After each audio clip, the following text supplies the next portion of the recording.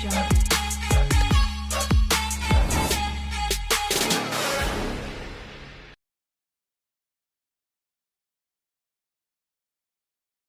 मैं उस सुबह को आज भी अपने दिल की गहराइयों में महसूस करती हूँ, जब सूरज की पहली किरणें मेरे कमरे की खिड़की से छनकर मेरे चेहरे पर पड़ी थीं। हवा में हल्की सी सर्दी थी और बाहर बगीचे में चिड़ियां चहचहा रही थीं, मानो कोई गीत मेरे लिए ही गा रही हूँ।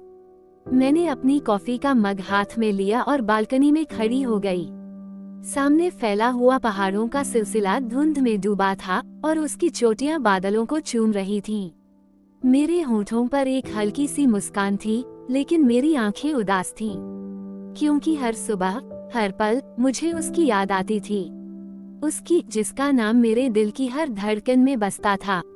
उसका नाम था काव्या। मैंने उसे पहली बार उस छोटे से हिल स्टेशन के पुस्तकालय में देखा था। मैं देहरादून के उस पुराने लाइब्रेरी में अपनी पसंदीदा किताब ढूंढ रही थी, जब मेरी नजर उस पर पड़ी।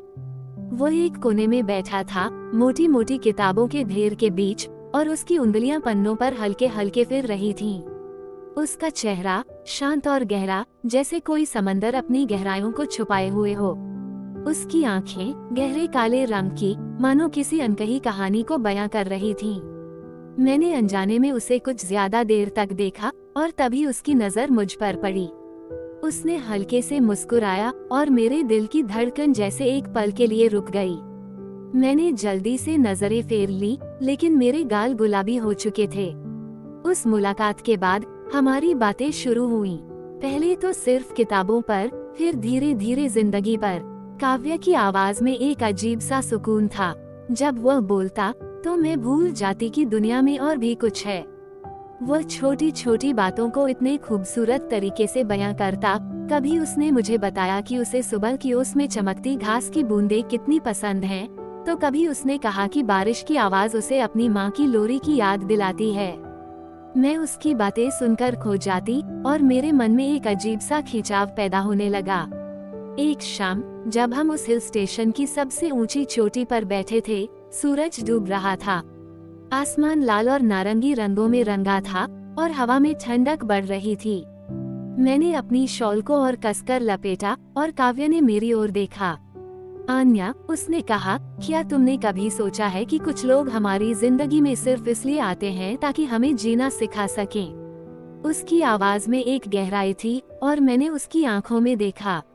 उनमें एक चमक थी, लेकिन साथ ही एक दर्द भी। मैंने हल्के से सिर हिलाया और उसने मेरी उंगलियां अपने हाथों में ले ली। उसका स्पर्श इतना नर्म था कि मेरी सांसें थम सी गईं। तुम मेरी जिंदगी का सबसे खूबसूरत हिस्सा हो, उसने कहा, और मेरे दिल में जैसे तितलियां उड़ने लगीं। उस दिन के बाद हमारा प्यार एक नदी की तरह बहने लगा, गहरा, अटूट और अनंत। हम साथ में उस हिल स्टेशन की गलियों में भटकते, जहां पुराने लकड़ी के कॉटेज और रंग बिरंगे फूलों के गमले हमें अपने में खींच लेते।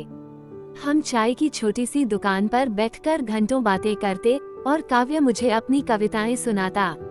उसकी हर कविता में मैं थी, मेरी हंसी, मेरी उदासी, मेरी खामोशी। मैं उसे देखकर सोचती, क्या कोई इतना प्यार कर सकता है? इतना गहरा, इतना सच्चा। लेकिन हर कहानी में एक मोड़ आता है और हमारी कहानी भी उससे अछूती नहीं थी। एक दिन, जब मैं सुबह सुबह लाइब्रेरी पहुंची, तो काव्या वहां नहीं था। मैंने इंतजार किया, लेकिन वह नहीं आया। मेरे मन में एक अजीब सी बेचैनी उठी। मैंने उसे फोन किया, लेकिन उसका नंबर नहीं मिला।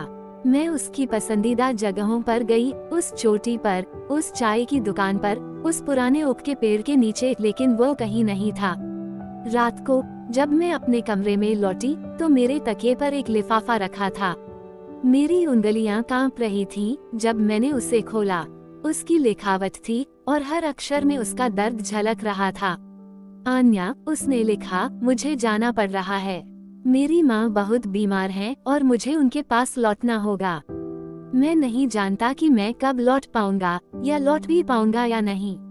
लेकिन तुमसे एक वादा करता हूँ, मेरे दिल में हमेशा तुम रहोगी। तुम्हें जीना है, आन्या। मेरे लिए नहीं, अपने लिए। मेरी आंखें उस चिट्ठी पर जम गईं और आंसुओं ने मेरे गालों को भिगो दिया। मैंने उसे बार बार पढ़ा, जैसे शब्द बदल जाएं। लेकिन हर बार वही खालीपन, वही दर्द। मैं अपने कमरे में अकेली बैठकर रोती रही और बाहर बारिश शुरू हो गई। बारिश की बूंदें खिड़की पर टकरा रही थीं और मुझे लगा जैसे आसमान भी मेरे दुख में शरीक है।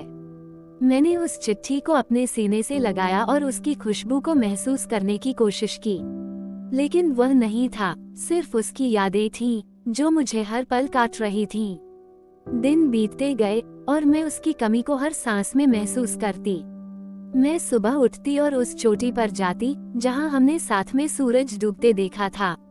मैं उसकी कविताओं को पढ़ती और मेरी उंगलियां उसके लिखे हुए शब्दों पर रुक जाती। मेरे दोस्त मुझे समझाते कि मैं आगे बढ़ूं, लेकिन मैं कैसे भूल सकती थी उसे। उसकी मुस्कान, उसकी बातें, उसकी आंखों की गहराई, सब कुछ मेरे साथ था, फिर भी वह इतना दूर था। मैंने लिखना शुरू किया। मेरे शब्द मेरे दर्द का आलम बन गए। मैंने कहानियां लिखी, कविताएं लिखी और हर शब्द में काव्य था। मेरी एक किताब छपी और लोग उसे पढ़कर कहते कि उनकी आंखें नम हो गईं। लेकिन मेरे लिए वह किताब सिर्फ मेरी और काव्य की कहानी थी, हमारे प्यार की, हमारे बिछड़ने की। महीनों बाद एक रात जब मैं अपने कमरे में बैठकर लिख रही थी, मेरे फोन की घंटी बजी। एक अनजान नंबर था। मैंने हिचकिचाते हुए कॉल उठाया और दूसरी तरफ से उसकी आवाज आई, आन्या। मेरी सांसें थम गईं। काव्य, मैंने कांपती आवाज में कहा। हाँ, मैं हूँ, उसने कहा और उसकी आवाज में वही पुराना सुकून था। मैं लौट आया हूँ। मैं उस रात उस जगह की ओर दौड़ी जहाँ उसने मुझे बुलाया था, वही चोटी जहाँ हमने अपने प्यार को पहली बार बयां किया था। बारिश हो रही थी और मैं भीग रही थी। वो वहाँ खड़ा था, उसका चेहरा बारिश में चमक रहा था। मैंने उसे देखा और मेरी आंखें भर आईं। वो मेरी ओर बढ़ा और मैंने उसे गले लगा लिया। उसका स्पर्श वही था, गर्म, सुरक्षित। मैंने सोचा था मैं तुम्हें हमेशा के लिए खो दूंगी, मैंने रोते हुए कहा। उसने मेरे माथे को चूमा और कहा, मैंने वादा किया था ना, मैं तुम्हारे लिए हमेशा लौटूंगा। लेकिन उसकी आंखों में एक दर्द था जो मुझे बेचैन कर रहा था। उसने मुझे बताया कि उसकी माँ अब इस दुनिया में नहीं थी। उसने सब कुछ खो दिया था, अपना परिवार, अपना घर, अपनी जमीन। वह सिर्फ मेरे लिए लौटा था। मेरे दिल में एक तूफान उठा। मैं उसे हर दर्द से बचाना चाहती थी, लेकिन मैं कितना कर सकती थी। हमने फिर से जिंदगी शुरू की। हम साथ में हंसते, रोते और सपने देखते। काव्य ने फिर से कविताएं लिखनी शुरू की और मैं उसकी हर कविता को अपने दिल में बसाती। लेकिन मुझे हमेशा डर रहता था कि वह फिर से चला जाएगा। और एक दिन वह डर सच हो गया। एक सुबह जब मैं उठी तो मेरे पास उसकी एक और चिट्ठी थी। आन्या, उसने लिखा, मुझे फिर से जाना पड़ रहा है। इस बार मैं नहीं जानता कि मैं लौट पाऊंगा या नहीं, लेकिन तुम्हें एक बात कहना चाहता हूँ, तुमने मुझे प्यार करना सिखाया। तुम मेरे लिए वो सूरज हो जो मेरी दुनिया को रोशन करता है। लेकिन मैं नहीं चाहता कि तुम मेरे लिए रुको। तुम्हें जीना है, आन्या, अपने लिए, अपने सपनों के लिए। मैंने उस चिट्ठी को पढ़ा और मेरा दिल टूट गया। मैं रोती रही, चीखती रही, लेकिन वो जा चुका था। मैंने उसे ढूंढने की कोशिश की, लेकिन वो कहीं नहीं मिला। मैंने अपने आप को लिखने में डुबो दिया और मेरी कहानियां दुनिया भर में पढ़ी जाने लगीं। लोग कहते कि मेरी कहानियां उनके दिल को छूती हैं, लेकिन मेरे लिए हर कहानी सिर्फ काव्य की याद थी। आज जब मैं उस चोटी पर बैठी हूँ जहाँ हमने अपने प्यार को बयां किया था, बारिश फिर से बरस रही है। मैं उसकी चिट्ठी को अपने सीने से लगाए हुए हूँ।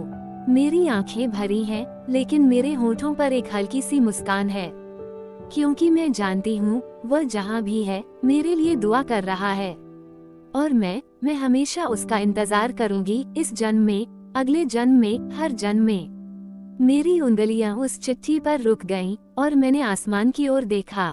बारिश की एक बूंद मेरे गाल पर गिरी और मुझे लगा जैसे वह मेरे साथ है हमेशा। कई साल बीत गए, मैंने लिखना नहीं छोड़ा। मेरी किताबें दुनिया भर में पढ़ी जाती थीं और लोग मुझे एक मशहूर लेखिका कहते। लेकिन मेरे लिए हर कहानी, हर शब्द सिर्फ काव्य की याद थी। मैं उस हिल स्टेशन पर लौटती रहती जहां हमारी मुलाकात हुई थी। मैं उस लाइब्रेरी में जाती, उस चोटी पर, उस चाय की दुकान पर, लेकिन हर बार वो खालीपन मुझे घेर लेता। एक दिन जब मैं उस लाइब्रेरी में बैठी थी, एक छोटी सी लड़की मेरे पास आई। उसने मुझे एक किताब दी और कहा, आपकी कहानियां मुझे बहुत पसंद हैं। मैंने मुस्कुराकर उसे देखा और तभी मेरी नजर किताब के कवर पर पड़ी। उस पर एक कविता थी और उस कविता में काव्य के शब्द थे। मेरी सांसें रुक गईं। मैंने किताब खोली और उसमें एक चिट्ठी थी। उसकी लिखावट थी, आन्या, उसने लिखा, मैं जानता हूँ तुम मुझसे नाराज होगी। मैंने तुम्हें बहुत दर्द दिया, लेकिन मैं हर पल तुम्हारे साथ था, तुम्हारी कहानियों में, तुम्हारी कविताओं में। मैं अब इस दुनिया में नहीं हूँ, लेकिन मेरी आत्मा हमेशा तुम्हारे साथ रहेगी। तुमने मुझे अमर कर दिया आन्या, अपने शब्दों में, अपने प्यार में। मेरी आंखें उस चिट्ठी पर जम गईं और आंसुओं ने मेरे गालों को भिगो दिया। मैंने उसे बार बार पढ़ा और हर बार मेरा दिल टूटता रहा। वह चला गया था हमेशा के लिए, लेकिन उसकी यादें, उसका प्यार मेरे साथ था। मैंने उस चिट्ठी को अपने सीने से लगाया और उस लाइब्रेरी में बैठकर रोती रही। बाहर बारिश हो रही थी और मुझे लगा जैसे वो मेरे साथ रो रहा हो। आज जब मैं उस चोटी पर बैठी हूँ, सूरज डूब रहा है। मैं उसकी कविताओं को पढ़ती हूँ और मेरी उंगलियां उसके शब्दों पर रुक जाती।